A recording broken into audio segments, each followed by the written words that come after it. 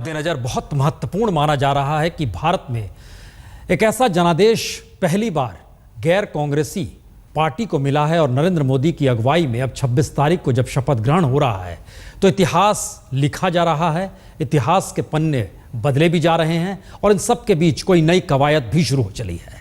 तो रिश्तों की बर्फ कैसे किस रूप में पिघलेगी, इसीलिए हमने सवाल है वार छोड़ना यार। दरअसल ये हम सीधे पाकिस्तान में कराची से हमारे साथ जियो न्यूज़ के कामरान साहब भी जुड़ेंगे, कामरान खान साहब भी, और कामरान खान साहब के साथ भी वहाँ पर अलग अलग तमाम मेहमान होंगे। पहले हम ये बता दें हमारे साथ मौजूद हैं केसी सिंह साहब जो कि फॉर्मर सेक्रेटरी हैं, रह चुके हैं, रीता बहुगुणा जो कांग्रेस की नेता हैं, पिंकी आनंद बीजेपी के नेता हैं और साथ ही प्रभात झा भी हमारे साथ जुड़ेंगे जो कि बीजेपी के नेता हैं। कामरान साहब, वहां आपके साथ कौन कौन मौजूद रहेंगे? बहुत शुक्रिया प्रसन्न जी। हमारे साथ स्टूडियोज़ में यहाँ पे लाहौर में और कराची में हमारे साथ ज्वाइन करेंगे। हमारे साथ लाहौर में होंगे पाकिस्तान के फेडरल इंफॉर्मेशन मिनिस्टर जनाब सेनेटर परवेज़ रशीद, और हमें ज्वाइन करेंगे इंडिया में पाकिस्तान के फॉर्मर हाई कमिश्नर एम्बेसडर जनाब अजीज़ अहमद ख़ान, और कराची से हमें ज्वाइन करेंगी पाकिस्तान की यूएस में फॉर्मर एम्बेसडर शेरी रहमान। कामरान साहब, एक पहला सवाल आप ही से।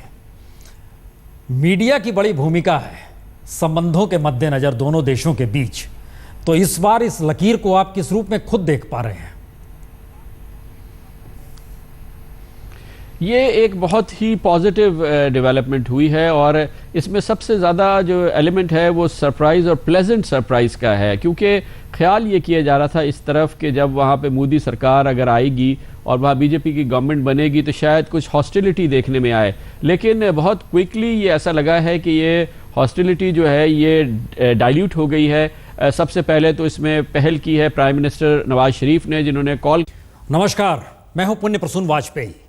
बात आज भारत और पाकिस्तान के उस रिश्ते को लेकर जिस रिश्ते के मद्देनजर बहुत महत्वपूर्ण माना जा रहा है कि भारत में एक ऐसा जनादेश पहली बार गैर कांग्रेसी पार्टी को मिला है और नरेंद्र मोदी की अगुवाई में अब 26 तारीख को जब शपथ ग्रहण हो रहा है तो इतिहास लिखा जा रहा है, इतिहास के पन्ने बदले भी जा रहे हैं और इन सब के बीच कोई नई कवायद भी शुरू हो चली है।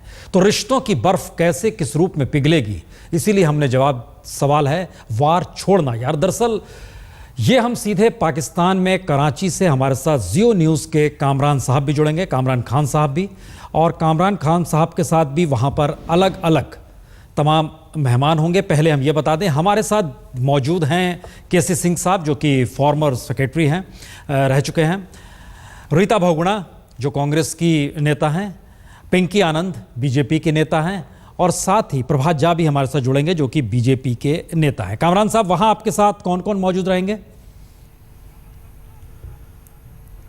बहुत शुक्रिया प्रसन्न जी। हमारे साथ स्टूडियोज़ में यहाँ पे लाहौर में और कराची में हमारे साथ ज्वाइन करेंगे। हमारे साथ लाहौर में होंगे पाकिस्तान के फेडरल इंफॉर्मेशन मिनिस्टर जनाब सेनेटर परवेज़ रशीद, और हमें ज्वाइन करेंगे इंडिया में पाकिस्तान के फॉर्मर हाई कमिश्नर एम्बेसडर जनाब अजीज़ अहमद ख़ान, और कराची से हमें ज्वाइन करेंगी पाकिस्तान की यूएस में फॉर्मर एम्बेसडर शेरी रहमान। कामरान साहब, एक पहला सवाल आप ही से। मीडिया की बड़ी भूमिका है संबंधों के मद्देनजर दोनों देशों के बीच, तो इस बार इस लकीर को आप किस रूप में खुद देख पा रहे हैं?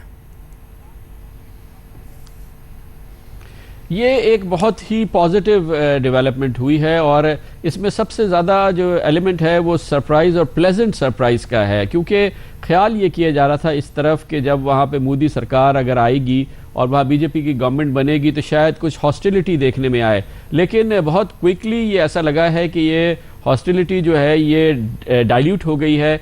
सबसे पहले तो इसमें पहल की है प्राइम मिनिस्टर नवाज शरीफ ने, जिन्होंने कॉल कर ली जनाब मोदी को जिस वक्त उनके फाइनल ऑफिशियल रिजल्ट्स अनाउंस होने वाले थे और ये पता हो गया था कि वो जीत गए हैं, और इस तरह से एक बड़ी अच्छी इब्तिदा हुई है और बहुत ही अच्छी बात हुई। प्राइम मिनिस्टर नवाज शरीफ ने जो इनिशिएटिव लिया और उसके बाद मोदी जी ने इसको जिस तरह से रिस्पॉन्ड किया, उससे ये प्लेजेंट सरप्राइज शुरू हुआ और फिर उसको रेसिप्रोकेट किया, मैं समझता हूँ मोदी जी ने, कि जब उन्होंने सार्क लीडर्स और ख़ासतौर पर प्राइम मिनिस्टर नवाज शरीफ को इन्वाइट किया कि वो आएँ और उनकी जो ओथ टेकिंग सेरेमनी है उसमें वो शरीक हों, उसको भी फिर प्राइम मिनिस्टर ने बहुत ही अच्छी तरह से रिस्पॉन्ड किया है। यहाँ पे इसके लिए सोच विचार हुई है और उसके बाद प्राइम मिनिस्टर ने कहा है कि वो जाएंगे। तो ये माहौल एक प्लेजेंट सरप्राइज़ है और बहुत अच्छा सरप्राइज़ है, और इससे हम ये समझना चाहिए कि दोनों मुल्कों के रहने वाले लोगों को एक अच्छी फील शुरू हुई है। It's a very feel good factor जो कि अभी शुरू हुआ है और इसकी बुनियाद पे हम आगे जा सकते हैं। चलिए हम सिलसिला शुरू करते हैं। पिंकी आनंद जी,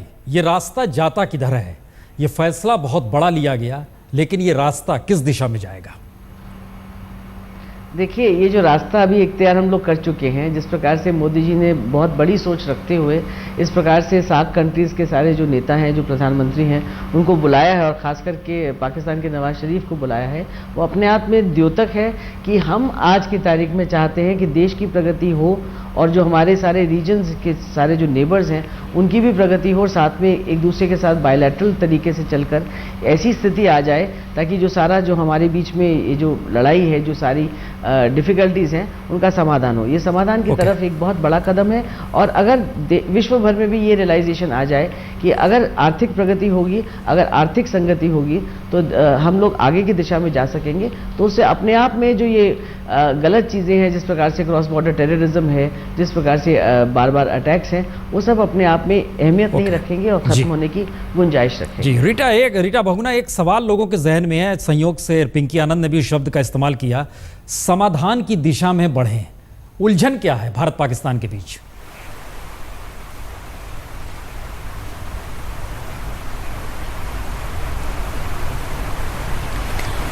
देखिए, कांग्रेस पार्टी और यूपीए की जो नीति रही है वो ये रही है कि जब तक क्रॉस बॉर्डर टेररिज्म बंद नहीं होता, जब तक जिन्होंने आतंकी ढांचे पाकिस्तान में खड़े किए हैं और हजारों घुसपैठियों को भारतवर्ष में अंदर आने के लिए प्रेरित करते हैं, उनको धन देते हैं, जिस तरह से वहां हाफिज सईद बैठे हुए हैं, दाऊद बैठे हुए हैं, 26/11 के अभी मुलजिमों को सजा नहीं दी गई है, तो सिर्फ कांग्रेस पार्टी ने, यूपीए नहीं, विपक्ष ने भी लगातार यूपीए से यही आग्रह किया था और सबकी संयुक्त सोच थी कि जब तक आतंकी ढांचे को पाकिस्तान तोड़ने के प्रति पहल नहीं करता, जब तक हमको ये महसूस नहीं होता कि वो उस ढांचे को समाप्त करने के लिए इच्छुक नहीं है, और जब तक हमें ये एहसास नहीं होता कि वहां का जो डेमोक्रेटिक सेटअप है वो वास्तव में वहां की आर्मी और आईएसआई के शैडो से निकलकर और भारत से सचमुच समझौता करना चाहता है, शांति वार्ता करना चाहता है, 26/11 के लोगों को सजा देना चाहता है, तब तक कोई बायलैटरल टॉक, द्विपक्षीय वार्ता नहीं होनी चाहिए। और परंपरा भी कभी नहीं रही, आजाद भारत में कभी भी ओथ के समय, शपथ ग्रहण में कभी भी नायकों को नहीं बुलाया गया है, पहली बार बुलाया जा रहा है, ना हम इसका विरोध करते हैं। हम इसका जवाब लेते हैं। रीटा जी, आपने जो जिक्र किया, आपने बड़ा एक जिक्र किया कि जो स्थिति भारत के साथ रही है। कामरान साहब, देखिए, दो सवाल हम आपके सामने डाल भी रहे हैं। दरअसल हमें जहां तक याद आता है, नरेंद्र मोदी जिस विचारधारा या जिस आइडियोलॉजी से निकल कर आते हैं, उनके सामने दो रास्ते हैं। पहला रास्ता है वह एक महासंघ की बात करें, जिसका जिक्र बार बार होते रहा है कि जिसमें भारत और पाकिस्तान भी शरीक हो जाएं, बांग्लादेश भी आ जाए, और उस महासंघ में आना जाना बड़ा आराम से होने लगे दोनों देशों में, चाहे वो टूरिज्म की बात हो, चाहे इंफ्रास्ट्रक्चर की बात हो, डेवलपमेंट की बात हो। ये रास्ता दरअसल जिसका जिक्र नरेंद्र मोदी बार बार करते हैं, श्यामा प्रसाद मुखर्जी जनसंघ बनाने वालों में से थे शुरुआती दौर में, जो कि बीजेपी से पहले इन्हीं की पार्टी, आरएसएस से निकले हुए शख्स थे, हिंदू महासभा से निकले थे। दूसरा हिस्सा निकल कर आता है कि इस महासंघ से आगे की बात आ जाएगी, जो आरएसएस की थिंकिंग है वो आएगी पाकिस्तान ऑक्युपाइड कश्मीर को लेकर। आपको लग क्या रहा है, ये रास्ता किधर जाता है? हमें लगता है अपने मेहमानों से पूछिए, कामरान साहब। जी मैं ज़रूर पूछूंगा, लेकिन सबसे पहले हमें ये सोचना चाहिए कि ये वो मोमेंट्स हैं जिसमें कि पाकिस्तान और इंडिया के लोग जो डेवलपमेंट्स हुई हैं, जो आज की डेवलपमेंट है या पिछले 4-5-6 दिन में, वो एक सुकून फील कर रहे हैं, वो बेहतर उनके अंदर एक फील गुड फैक्टर हो रहा है। तो हमें चाहिए कि हम इस फील गुड फैक्टर को अपने लोगों को और अपने जो दोनों मुल्कों में रहने वाले लोग हैं उनको थोड़ा सा इसमें जो उनको बेहतर फील हो रहा है हम उसे करने दें। जहाँ तक शिकायत और जो इल्ज़ामात की बात है, वो देखें आपकी तरफ भी है और हमारी तरफ भी हैं। अगर हम आज ये कहें कि भाई मोदी साहब के हम वोट टेकिंग सेरेमनी में हमारे प्राइम मिनिस्टर उस वक्त जाएं जब इंडिया की तरफ से दो टोक ये बात हो जाए कि वो बलूचिस्तान में इंटरफेयर नहीं करेगा या बलूचिस्तान में जो टेररिज्म हो रहा है उसको स्पॉन्सर नहीं करेगा या और जो हमारे इश्यूज़ हैं, तो हम इसमें लॉक हो जाएंगे। बेहतर यह है कि हम इस पूरे माहौल को, जो कि इस वक्त एक अच्छा माहौल बन रहा है, इस पर अपना बिल्ड करने की कोशिश करें। और कांग्रेस पार्टी ने, जो कि अब ज़ाहिर नहीं है, लेकिन जब उनकी कोalition गवर्नमेंट थी उसकी कोशिश, और वो दोनों तरफ से कोशिश होती रही, इसी वजह से 2008 के बाद 2009 में शर्म शेख में एक समिट मीटिंग भी हुई थी और जिसके बाद एक डिक्लेरेशन भी फाइल हुआ था। तो हमें चाहिए कि हमारी मर्जी है, हम सिर्फ कॉन्फ्लिक्ट्स को इस वक्त डिस्कस करें या जो फील गुड फैक्टर है उसको करें। लेकिन मैं कहूँगा कि हमारे फेडरल इंफॉर्मेशन मिनिस्टर जनाब सेनेटर परवेज़ रशीद इस वक्त हमारे साथ मौजूद हैं। परवेज़ रशीद साहब, हमें भी बताइए, पाकिस्तानियों को भी और जो पूरी इंडिया में हमें लोग देख रहे हैं कि प्राइम मिनिस्टर नवाज शरीफ के लिए यकीनी तौर पे ये बहुत एक आसान चीज़ नहीं होगी कि जब मोदी साहब ने उनको इनवाइट किया, और क्योंकि पाकिस्तान में भी इंडिया के हवाले से बड़ी रिजर्वेशन है, लेकिन उन्होंने इसको विन ओवर किया और एक बहुत बोल्ड और बहुत बहादुराना उन्होंने ये स्टेप लिया है। इस प्रोसेस को थोड़ा हमारे लिए भी बयान कीजिए और हमारे इंडियन ऑडियंस के लिए भी। जी, मैं तमाम सुनने वालों की खिदमत में अस्सलाम वालेकुम भी कहता हूँ, नमस्कार भी कहता हूँ और गुड इवनिंग भी कहता हूँ। हमारी अपनी एक तारीख़ है दोनों मुल्कों की, और वो तल्ख़ यादें भी हैं, उसमें एक दूसरे से शिकायत भी हैं, एक दूसरे पर इल्ज़ामात भी हैं, और उन सब से हम वाक़िफ़ हैं। अब अगर हम माजी को दफन नहीं करते, माजी की अज़ियतें जो हैं वो अपने कंधों पर उठाकर अगर हम चलेंगे, तो फिर तो मुस्तक़बिल जो है वो माजी से मिल जाएगा। हमें मुस्तक़बिल को माजी से मुख्तलिफ बनाना है। कोई ना कोई वक्त ज़रूर आता है अफराद की ज़िंदगी में भी, कौमों की ज़िंदगी में भी, जब आप माजी को पीछे छोड़ते हैं और मुस्तक़बिल की बुनियादें रखनी शुरू करते हैं।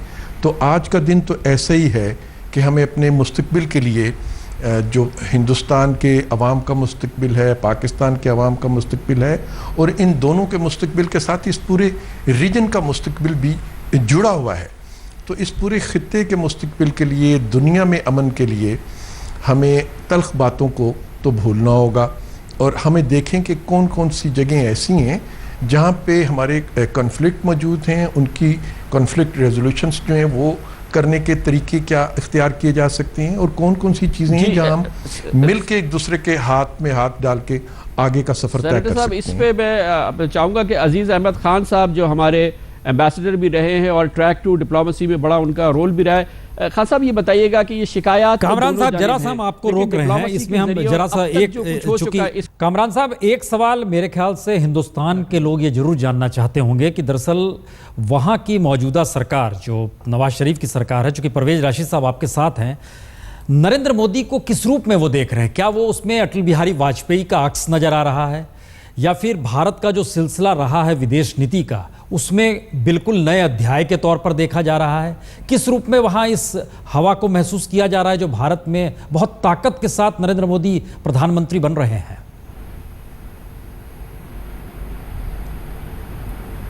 परवेज रशीद साहब आप बताइए प्लीज़।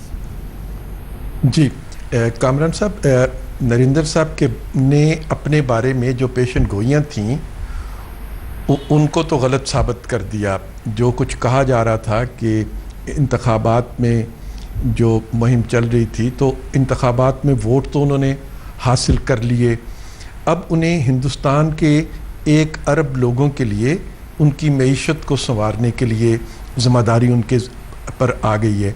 और ज़ाहिर है कि मईशत जो है उसको ठीक करने के लिए, अपने लोगों के लिए रोज़गार, तालीम की सहूलतों के लिए आपको अमन की ज़रूरत है।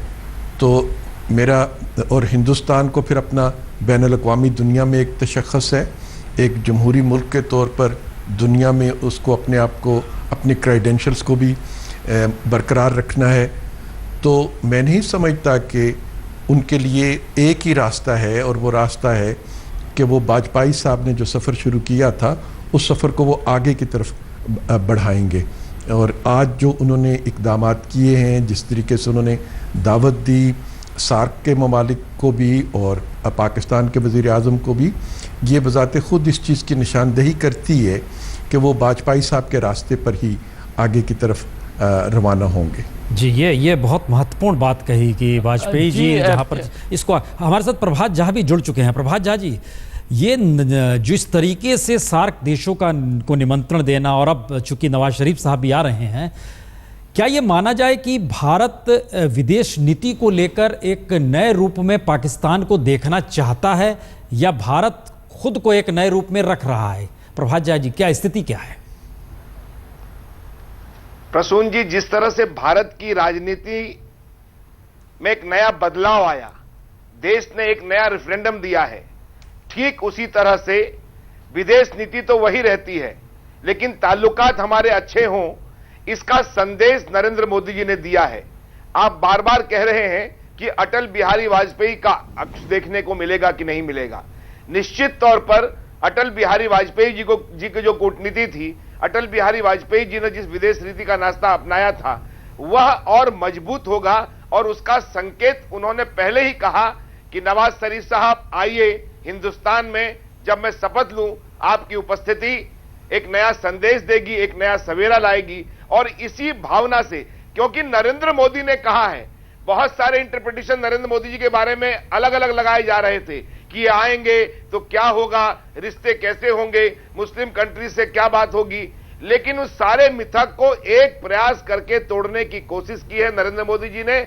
आइए हम सब मिलकर एक नए सफर की ओर, जो सफर अभी बीच में अटका हुआ है, सारी समस्याओं का समाधान बातचीत से ही होगा, टेबल पर ही होगा, इसकी शुरुआत नरेंद्र मोदी जी ने की है। और ये अच्छे संकेत हैं, क्योंकि बार बार अटल जी कहते थे कि हम पड़ोसी नहीं बदल सकते, इसलिए पड़ोसी पाकिस्तान, बांग्लादेश, भूटान यही हमारे रहने वाले हैं, और इनसे अच्छे संबंध हों।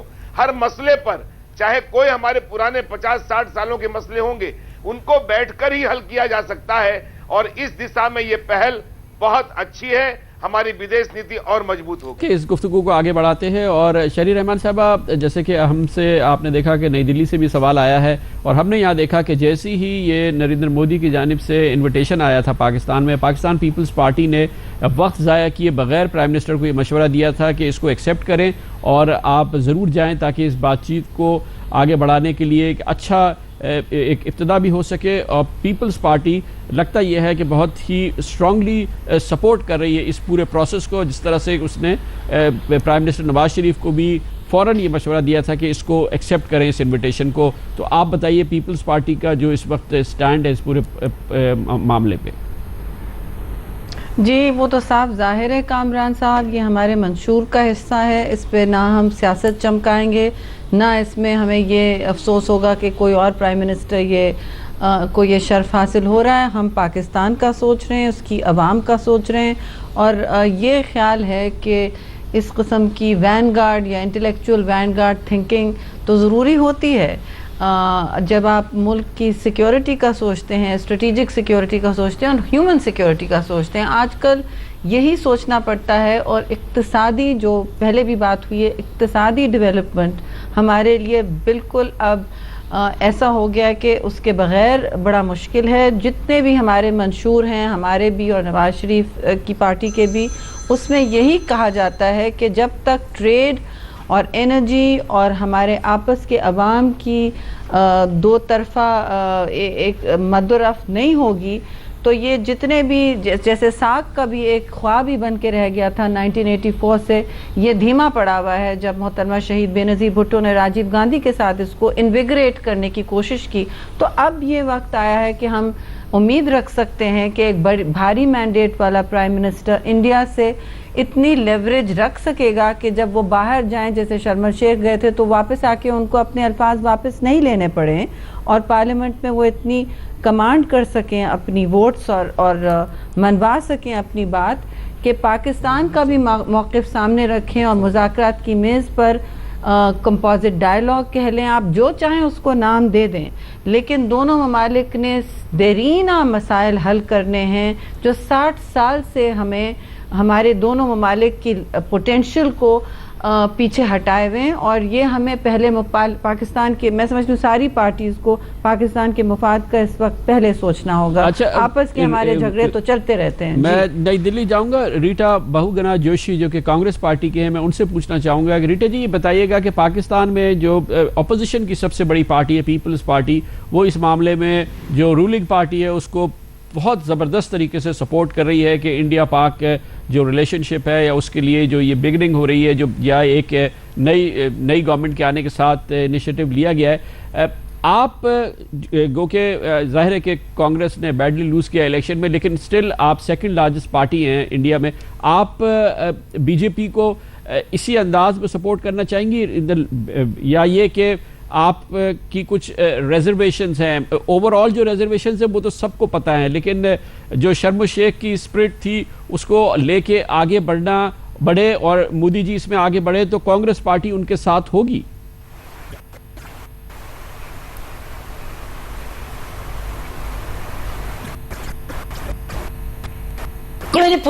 दो तीन पॉइंट्स में आप लोगों के सामने रखना चाहूंगी। पहली बात तो यह कि हिंदुस्तान की एक एस्टैब्लिश्ड फॉरेन पॉलिसी है कि हम वार्ता के जरिए अपने नेबर्स या देश के दुनिया के अन्य मुल्कों के साथ अपना अच्छे संबंध रखना चाहते हैं। और ये भी सत्य है कि हमारी पार्टी ने हमेशा इसको किया है, आगे बढ़ाया। और आज मोदी जी कह रहे हैं कांग्रेस की एस्टैब्लिश नीति है, चाहे वो इंदिरा जी रही हो चाहे राजीव जी रहे हो, हमेशा हमारी कोशिश यही रही है।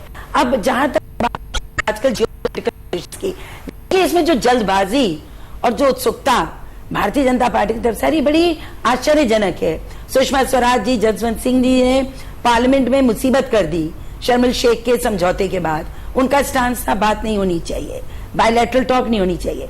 मोदी जी ने पाकिस्तान को बड़ा मुद्दा बनाया इस पूरे चुनाव में, जिस तरह वो बोले। उनकी जो सबसे बड़ी सपोर्टिंग पार्टी है शिवसेना, उसके कैसे ख्यालात हैं, इनके खुद के ख्यालात क्या हैं, ये बड़ा कंफ्यूजन क्रिएट कर रहे हैं। फिर भी अगर वो इस रास्ते पे आना चाहते हैं तो दोनों मुल्कों की आवाम चाहती है कि समझौता हो और अच्छे से मोहब्बत से आगे बढ़े। लेकिन बात फिर वहीं आ जाती है कि जियोपॉलिटिकल कंडीशंस क्या हैं। आज अफगानिस्तान से हट रहा है अमेरिका, क्या पोजीशंस होंगी? हेरात में अभी इंडियन कॉन्सुलेट पे हमला हुआ है, 2 हमारे सिपाही पिछले 4 दिनों में मारे गए हैं घुसपैठियों के अंदर आने के प्रयास में। अब इस तरह के हालात अभी हैं और 3 दिन लग गया नवाज शरीफ जी को अपना ये तय करने में कि वो आएंगे कि नहीं आएंगे, उन पे क्या प्रेशर्स हैं ये पूरी दुनिया जानती है। तो ऐसे हालातों में वो आ रहे हैं, अच्छी बात है, आए जाएं, लेकिन कोई भी गंभीर वार्ता ऐसे मौके पे, जबकि अभी सरकार ने ओथ भी नहीं ली है, ऐसे मौके पे कांग्रेस समझती है बहुत जल्दबाजी होगी। बहुत सोच समझकर हमें आगे बढ़ने की जरूरत है, जरूर बढ़ना चाहिए वार्ता के पद पर, क्योंकि अब करेगी ये गवर्नमेंट एनडीए तो यूपी के ही एजेंडा को आगे बढ़ाएगी। हम इसी हिस्से को रीटा जी आगे बढ़ाते हैं। आपने जो जिक्र किया रीटा जी, हम इसी स्थिति को आगे बढ़ाते हैं। अजीज अहमद खान साहब, चूंकि अजीज साहब आप तो भारत में हाई कमिश्नर के तौर पर भी रहे हैं, एक सवाल वाकई हर किसी के जहन में है कि ये मुलाकात हाथ मिलाना है, एक दूसरे की नब्ज को टटोलना है, बंद रास्तों को खोलना है, या ये सोच के चलना है कि दरअसल पड़ोसी तो पड़ोसी ही रहेगा, बदला नहीं जा सकता है, तो कोई रास्ता निकालने भर का एक प्रयास है? लगता क्या है जी साहब?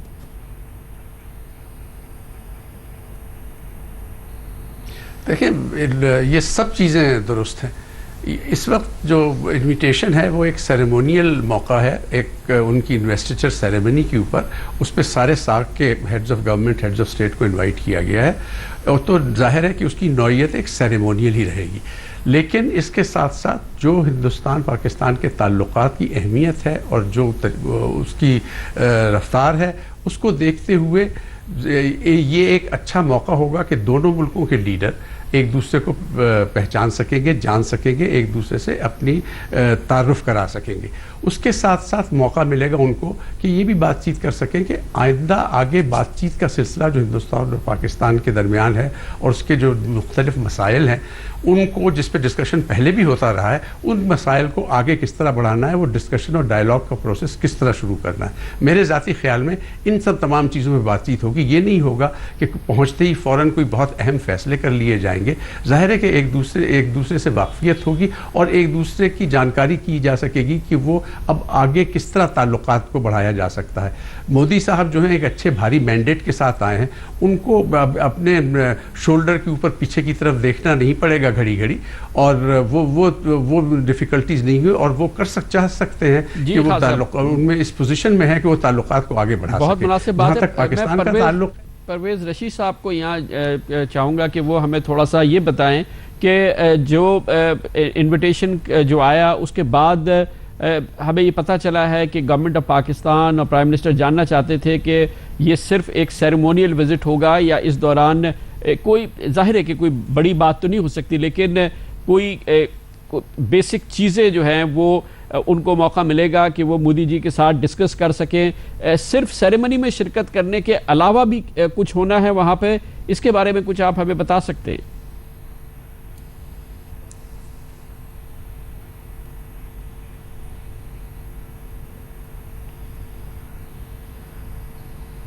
हमारी लाइन ड्रॉप हुई है परवेज़ रशीद साहब से। केसी सिंह साहब ने अगर हमें ज्वाइन कर लिया, केसी सिंह साहब ने ज्वाइन नहीं किया है कामरान साहब केसी सिंह साहब ने, लेकिन हमको लग रहा है एक हिंदुस्तान के भीतर एक सवाल और है, अगर आप किसी मेहमान से इस पे बात कर सकें, क्योंकि एक सवाल है कि जैसे ही ये सिलसिला चल रहा था कि नवाज शरीफ साहब आएंगे या नहीं आएंगे, उन सब के बीच जमातुल दावा के लीडर हैं हाफिज़ सईद साहब। हाफिज़ सईद ने जिस तरीके से कहा कि उन्हें नहीं जाना चाहिए, अगर जाएंगे तो कश्मीरियों को क्या जवाब देंगे, ये कोई मैसेज मायने रखता है पाकिस्तान में या नहीं रखता है? क्योंकि भारत में रखता है। जी, इसमें देखें ये एक डेमोक्रेसी है पाकिस्तान, और यहाँ पर पॉलिटिकल पार्टीज़ भी हैं और दूसरे ग्रुप्स भी हैं। वो पॉलिटिकल पार्टीज़ भी हैं जो कि पार्लियामेंट में हैं, जो कि इलेक्शन में बाकायदा हिस्सा लिया है और उनकी बेसिस पे वो इलेक्टेड पार्लियामेंट का हिस्सा हैं। इसमें दूसरे ग्रुप्स भी हैं और हर तरह की बात करते हैं लोग और हर तरह की गुफ्तगू करते हैं। तो अगर हाफिज़ सईद साहब ने कोई बात की है तो ये एक ज़रूर पॉइंट ऑफ व्यू है, जैसे कि डेमोक्रेसी में होता है। आई एम श्योर कि इंडिया में भी जब इस तरह की नवाज शरीफ साहब जाएंगे तो लोग दूसरी बात करेंगे। तो ये डेमोक्रेसी का एक हुस्न है और उसमें ये चीज़ें चलती रहती हैं। शरीर रहमान साहब, अगर आप बताएंगी, अगर हमें बताएं कि पाकिस्तान में इस मामले पे इंडिया पाकिस्तान के साथ पीस टॉक्स होनी चाहिए, इसमें political consensus across the board क्या है? हमें तो लगता है कि शायद पाकिस्तान की तमाम पॉलिटिकल पार्टीज इस मामले में बिल्कुल ऑन बोर्ड है। जी, ख़ासी मैच्योरिटी है कामरान साहब यहाँ पे, और मैंने तो बार बार कहा है, 1 साल से 2 साल से मैं कह रही हूँ कि यहाँ एक मेन स्ट्रीम पॉलिटिकल कंसेंसस है जो नज़र आता है आपको जिस वक्त इलेक्शन कैंपेन चल रही होती है मुल्क में। तो वो सबसे ज़्यादा वाज़े तब होता है, सब उस वक्त ही शोला बयानी होती है, तल्ख़ ज़बानी होती है। तो और जो कुछ इंडिया में तो वहाँ हुई भी है, लेकिन पाकिस्तान में इस दफ़ा आपने देखा होगा और पिछले इलेक्शन में भी ऐसा ही था कि इंडिया का तो नाम ही नहीं आया, सिवाय जब कोई सवाल जवाब उठा तो वो भी अमन के हवाले से नाम आया। पाकिस्तानी इस वक्त अपनी जॉब्स, अपनी इक्तिसादी हालत, अपनी अंदरूनी कैफियत, जैसे जमहूरी ममालिक में इलेक्शन लड़ा जाता है उस तरह लड़ रहे हैं। ये अब आइडेंटिटी पॉलिटिक्स पे नहीं लड़ा जा रहा है इलेक्शन, और मैंने सुना है कि हिंदुस्तान में भी ऐसा ही है। तो बेहतरी इसी में होगी कि कोशिश की जाए कि आप जो पार्लियामान की जमातें हैं उनको देखें, और पार्लियामान में भी ऊंच नीच होती है, किसी की ये राय होती है, किसी की दूसरी राय होती है। आपके यहाँ तो अभी कहा जा रहा है कि तमिलनाडु वाले इस वक्त अपसेट हैं कि श्रीलंकन प्राइम मिनिस्टर को बुलाया जा रहा है, लेकिन उनको ओवरराइड किया गया है। हम आपके यहाँ शिवसेना झंडे जलाते हैं जब हम लोग आते जाते हैं, लेकिन हम समझते हैं कि ये जमहूरी इलेक्शन से जो लड़के आता है उनकी एक साख होती है, उनकी रिट ऑफ एग्जीक्यूटिव रिट होती है। यहाँ भी ऐसे ही इसका जवाब हमको लगता है बीजेपी के नुमाइंदे हमारे साथ चूंकि यहाँ बैठे हुए हैं, हम उनसे जरूर लेते हैं। जो रास्ते नए निकलने के इंतजार में दोनों मुल्क हैं, क्या वो रास्ता वाकई इस मुलाकात के बाद उस बर्फ को पिघला देगा जो जमी हुई थी। पिंकी आनंद जी, इस मुलाकात के मायने बहुत निकाले जाएंगे और निकाले जा रहे हैं, लेकिन एक सवाल हर जहन में है, क्या भारत 1947 के बाद पहली बार एक ऐसे मोड़ पर आकर खड़ा हो गया है जहां 2014 में नरेंद्र मोदी के जरिए एक नया चैप्टर संबंधों का जुड़ने जा रहा है? देखिए, इसमें कोई प्रश्न नहीं रह गया। आज की तारीख में जिस प्रकार से मोदी जी ने अपने स्टेट्समैन होने का आगे अपना दावा रखा है और जिस प्रकार से उन्होंने सार्क कंट्रीज को बुलाया है, वो अपने आप में इस बात का संकेत है कि किस प्रकार से वो बायलैटरल और मल्टीलैटरल जो रीजनल इश्यूज हैं उनको आगे ले जाना चाहते हैं। और बल्कि ये कि मल्टीलैटरल और बायलैटरल जो मुद्दे हैं वो एक ही है। जिस प्रकार से अभी पाकिस्तान से हमारी मित्र बोल रही थी, उन्होंने भी यही कहा कि मुद्दे वही हैं। इसलिए अगर हम ये बात समझ लें, और जिस प्रकार से मोदी जी ने ये बड़ा महत्वपूर्ण कदम उठाया, मास्टर स्ट्रोक कह लीजिए, गूगली कह लीजिए, कोई शायद इस बात को सोच भी नहीं सकता था कि मोदी जी इस प्रकार से आगे हाथ बढ़ाएंगे कि दूसरे जहां पाकिस्तान की तरफ से भी उसी हाथ को मिलाने के लिए पूरी तरफ से लोग आगे आएंगे। जिस प्रकार से नवाज शरीफ जी ने कबूल किया है आने के लिए और उसके बाद डिस्कशंस के लिए भी, अपने आप में देखिए बायलैटरल और मल्टीलैटरल और फॉरेन पॉलिसी में अगर सांकेतिक जो चीज होती है वो सबसे ज्यादा महत्वपूर्ण है। अगर वो संकेत को पूरे डायरेक्शन में बदला गया, जिसकी पूरी संभावना है कि उस संकेत से यही मैसेज जा रहा है दोनों देशों में कि आज की तारीख में एक अमन का माहौल चाहिए जहां पर सिर्फ डेवलपमेंट की सोच हो सके और आपसी में जो बिगड़े हुए संबंध। प्रभात जी, हम जरा सा इससे आगे ले जाना चाहते हैं, इसके बाद कामरान साहब से हम कामरान साहब सवाल वहां करेंगे। प्रभात जी, एक चीज लोग जानना ये भी चाहेंगे, हम इस पूरी बहस में एक नई चीज देख रहे हैं, कश्मीर का जिक्र नहीं हुआ। क्या यह माना जाए कि इस नई परिस्थिति में कश्मीर इशू पूरी तरह डीपॉलिटिकलाइज कर दिया जाएगा और वो पाकिस्तान की तरफ से भी होगा? आपको ऐसा भरोसा है? देखिए, अभी वो आ रहे हैं शपथ समारोह में, उनको एक ओकेजन पर बुलाया गया है और निमंत्रण दिया गया है कि आप आइए हमारे शपथ समारोह में भाग लीजिए। अब किन मुद्दों पर चर्चा होगी, चर्चा करने के लिए नहीं बुलाया गया है। इसके बावजूद अगर बात होती है, चर्चा होती है, तो वे उन विषयों पर चर्चा होगी ही जो अब तक होती रही है। इसलिए मसला जम्मू कश्मीर का हो, मसला सिंधु का हो, मसला अन्यान हो, मसला शिमला समझौते का हो, मसला घोषणा पत्र जो अटल जी ने कहा था, घोषणा पत्र बनाया था 1999 में, वो हो, हर मसले पर चर्चा होगी। लेकिन अभी जल्दीबाजी है। अभी तो हमने एक संकेत दिया है कि हमारी इच्छा क्या है, सार्क देशों से हमारे संबंध कैसे हों। खास करके पाकिस्तान से अब तक संबंध नहीं ठीक रहे हैं, इसलिए लोगों को लग रहा आश्चर्य, और नरेंद्र मोदी जी ने बुलाया, ये उस पर भी आश्चर्यजनक लग रहा है। लेकिन ऐसा है नहीं, अब वो देश के प्रधानमंत्री बनने जा रहे हैं प्रसून जी, इसलिए उनका दायरा, उनकी सोच, और सबसे बड़ी बात मैं कह रहा हूं, राजनीतिक उदारता का जो परिचय दिया गया है, इसकी शुरुआत ही हम सबको और आगे ले जाएगी और मधुरतम संबंधों को और कहीं ना कहीं परिणामकारी बनाएगी। कोई मामला डाइल्यूट नहीं होगा, कोई मामला ऐसा नहीं होगा। बहुत बहुत शुक्रिया, बहुत ही पॉजिटिव, बहुत इंकरेजिंग बात की है प्रभात झा जी ने, जो कि भारतीय जनता पार्टी के बहुत सीनियर लीडर है। सेनेटर परवेज रशीद साहब, ये तो काफ़ी हद तक मसला हल कर दिया प्रभात जी साहब ने। उन्होंने कहा कि हर मसले पे बात होगी, जो इशू है पाकिस्तान और इंडिया के दरमियान, जाहिर है कि जब तमाम इश्यूज़ पे बात होगी, जब भी बात आगे बढ़ेगी। बहुत अच्छी, बहुत पॉजिटिव गुफ्तगू आपने सुनी बीजेपी के लीडर्स के साथ वहाँ पर, और कांग्रेस की जो लीडर वहाँ मौजूद है उन्होंने भी बड़ी पॉजिटिव बात की। हमें ये बताइएगा कि ये जो इन्विटेशन आया उसके बाद हमने कुछ न कुछ डिटेल्स मांगी नई दिल्ली से कि ये प्राइम मिनिस्टर अगर वहां जाएंगे तो वहां पे और क्या होने वाला है। ये बताइएगा कि एक सेरेमनी है और सेरेमोनियल जो इसकी इंपॉर्टेंस है वो है, लेकिन इसके अलावा क्या होने वाला है जिसको कि हम कह सके कि वो सब्सटेंशियल है, या ये कि सेरेमनी में शिरकत के अलावा भी जो है वो कुछ होगा। जाहिर है कि कोई बड़ा ब्रेक थ्रू या कुछ नहीं होता, लेकिन बहरहाल कुछ ना कुछ डिटेल्स तो हमने गैदर की है वहां से। चलिए कामरान सर, ये इंतजार पूरी दुनिया को है, सिर्फ भारत पाकिस्तान के मद्देनजर पूरी दुनिया की नजर इस मुलाकात पर होगी। बहुत बहुत शुक्रिया कामरान साहब, तमाम मेहमान जो हमारे साथ जुड़े सबका बहुत बहुत शुक्रिया।